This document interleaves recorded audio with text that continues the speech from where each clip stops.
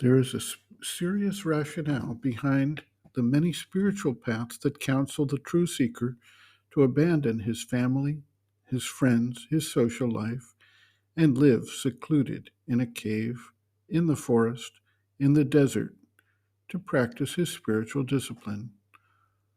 All of these connections and social interactions bring with them vibrational patterns that express the forces of thought, the forces of emotions, the forces of desires, the forces of physical and vital demand that automatically enter into one and raise those similar vibrations within oneself.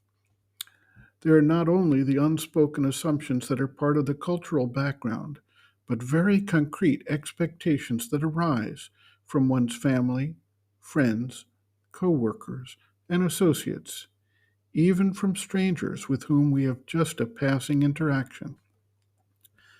Even a cursory observation can lead one to understand that many of the impulses that arise within each individual are the result of these interactions.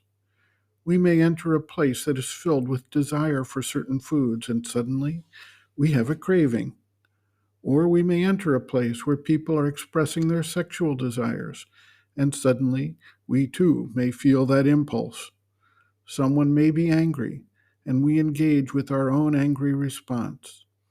Or someone may be deep in a state of depression, and we feel drained and tired after an interaction with that individual. People who imbibe recreational drugs frequently talk about something they call a contact high, where an individual, not partaking of the drug, nevertheless gets a glimpse of the experience just from being in the environs of those who are under that influence. Sometimes an individual experiences a sudden fear, and it takes hold of other individuals nearby. People visit churches, temples, ashrams, and experience there a deep sense of peace or contentment or a blissful feeling out of a similar influence from individuals who are experiencing that state in that environment. It is, of course, not possible, nor necessary, for everyone seeking spiritual realization to try to isolate himself from others, nor join an ashram. And it must be noted that such isolation is in many cases counterproductive or even a failure over the long term. What is required is an awareness of this influence, and thus an increasing consciousness of the play of forces, of the vibrational patterns that are provoked, and the need to exercise a review and some amount of self control over them, with a recognition that they are coming to one from outside and are not inherently one's own feeling, sensation, impulse, desire, or thought. For the most part, the vibrations that arise from one's associations in the world are relatively weak, as most people do not concentrate the force of these vibrations consciously or intensely. There is also a mixing influence, as various impulses may cross one another, partially cancel each other out, or dilute themselves. Thus, it is like a low grade vibrational state that is constantly operative, but which can be viewed and managed with conscious awareness. In rare instances, there is someone who is consciously trying to extend a control or an influence, and these individuals can have a greater impact, which leads to things we can observe in the world, such as the development of a cult of personality, where the followers come under the direct influence and control of a specific individual, who then becomes a leader, whether religious, spiritual, political, or some form of charismatic individual in any field. The mother notes, quote, "You live surrounded by people.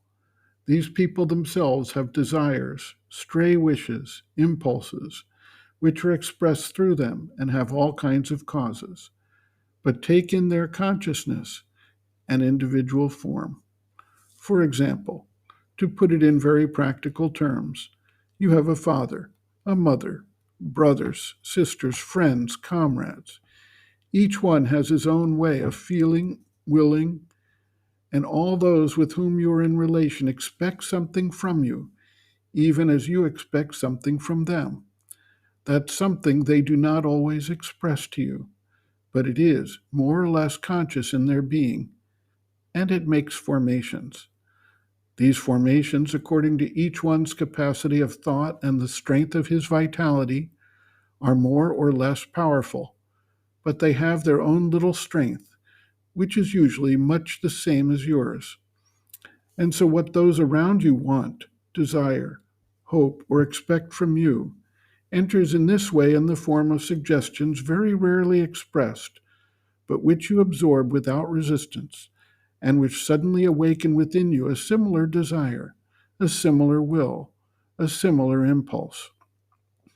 This happens from morning to night, and again from night to morning, for these things don't stop while you are sleeping, but on the contrary, are very often intensified because your consciousness is no longer awake, watching and protecting you to some extent. And this is quite common, so common that it is quite natural, and so natural that you need special circumstances and most unusual occasions to become aware of it. Naturally, it goes without saying that your own responses, your own impulses, your own wishes have a similar influence on others, and that all this becomes a marvelous mixture in which might is always right. End quote.